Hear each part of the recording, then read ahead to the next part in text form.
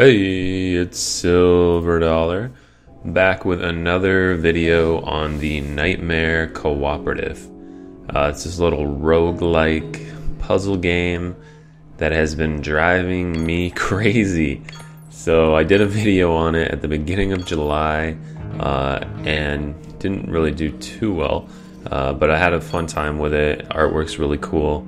And I took a little break, but then I kept finding myself going back to it, just because it does get a little addictive. It's an offline game, so I kept tossing it on for 15-30 minutes or whatever here and there, just whenever I was waiting for something. So yeah, had a bit more fun and thought I'd record a little more footage on it. The game just got released officially on July 16th, so I thought I'd just do another, sort of a follow-up video, and maybe I'm not really the best person for strategy, but I guess I can talk a little bit about at least what I did. So these two, I just put two runs in here. The first run is the highest amount of gold I got. And then the second run, you'll see that later, is the farthest I got. So there's 4 stages, and I think I got to the fourth part of the third stage. So each stage has 4 parts on it, and that's the desert one. So yeah, there's a lot of different strategies, I'm sure.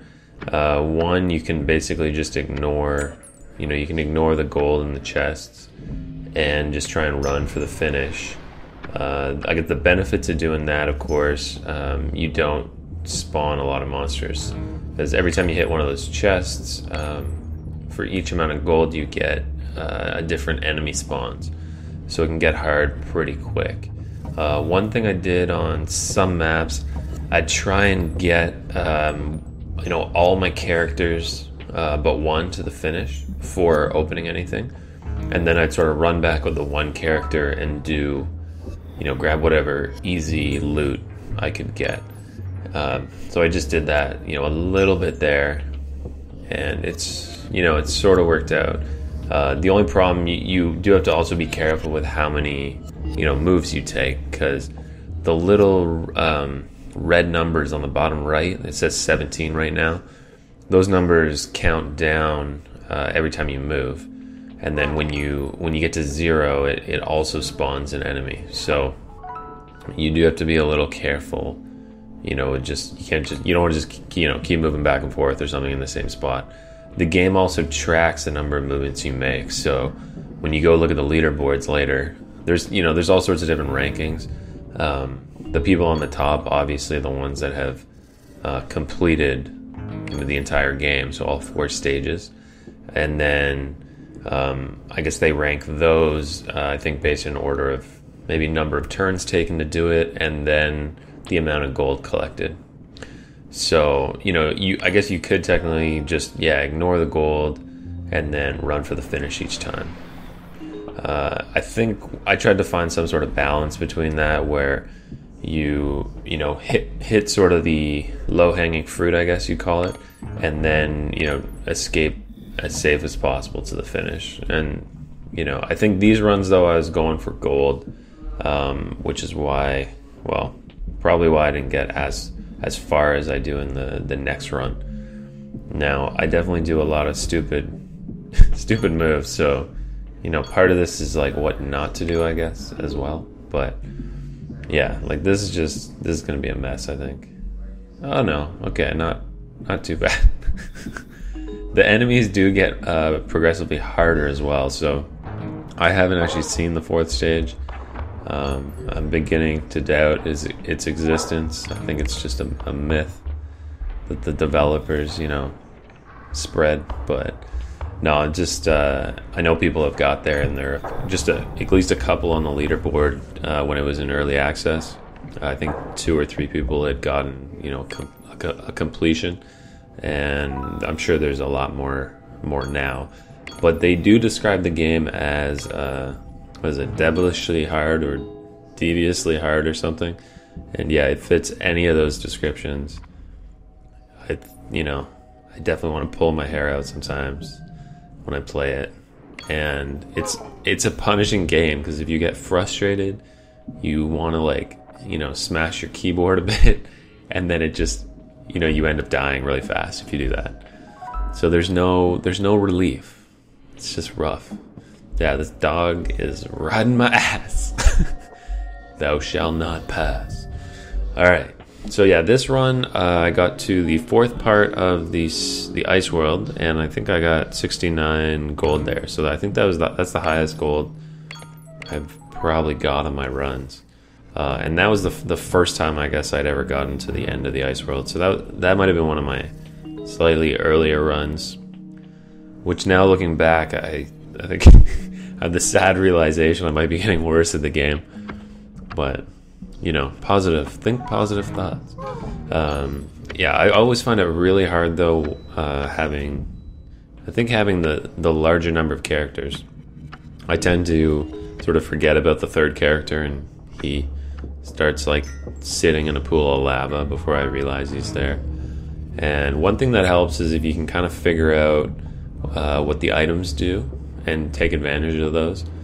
So some of the items, like the boots, I think let you walk into lava or poison unaffected, at least once probably. There's another one that lets you open a chest, and if it's the first chest on the map, it doesn't spawn an enemy. So there's a bunch of little things that, you know, it's worth just keeping in mind. And same with the abilities of the guys. I think when I started out, I wasn't really taking advantage of using a lot of the abilities, like the ninja there. You can kind of just like warp around the map. It takes a little bit to get used to, but, you know, once you can do that, yeah, like that was a dumb, sort of a dumb warp. But yeah, and also using the attacks, like the guy that I just pushed off there, the first guy that ended, his special ability is like hitting for 2 damage at one time, so just effectively killing, insta-killing most enemies. So that can be really beneficial, and same with, the one that freezes people. So yeah, that, I don't know why it let me walk through that lava. I think that might have been a little bug, I don't know. This might have been an older one, so it's still probably they were still ironing some kinks out, but I think the final release is pretty smooth. Yeah, it's actually on sale right now, I think for a week until July 23rd. I'm not sure if the sale's on Steam. It's definitely on the Humble Bundle store. So, if you want to pick it up, check it out on there, I guess. Alright, so yeah, we're cruising along here. I only got 38 gold though right now, so not too high in the gold department. And I just start running, basically just start running for the finish. I think I was just, trying to get as far as possible. So now this is the desert. So the 3rd stage. The 4th one is called, I think it's Tech World. Yeah, something like Tech World.